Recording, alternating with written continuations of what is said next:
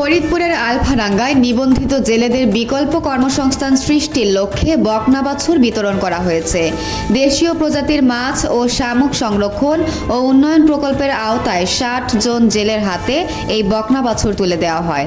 বুধবার সকালে আলফাডাঙ্গা উপজেলা পরিষদ চত্বরে উপজেলা মৎস্য দপ্তরের উদ্যোগে ২০২৫-২৬ অর্থ বছরের আওতায় এই কার্যক্রম অনুষ্ঠিত হয়। অনুষ্ঠানে সভাপতিত্ব করেন উপজেলা নির্বাহী কর্মকর্তা রিফাত নূর মৌসুমী। প্রধান অতিথি হিসেবে উপস্থিত ছিলেন প্রকল্পের উপপরিচালক মোহাম্মদ খায়রুল ইসলাম। এ সময় সংশ্লিষ্ট কর্মকর্তারা বলেন, জেলেদের শুধু মাছ আহরণে সীমাবদ্ধ না রেখে উদ্যোক্তা হিসেবে গড়ে তুলতেই এই উদ্যোগ নেওয়া হয়েছে।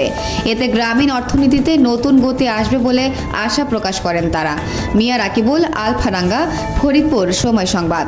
বিস্তারিত দেখুন ভিডিওতে।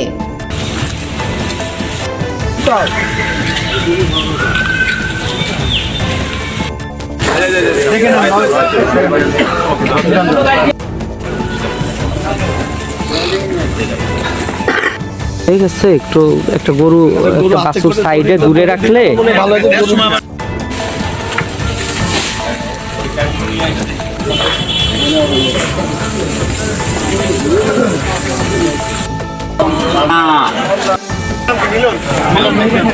দীপক দীপককে ঘাস নামায়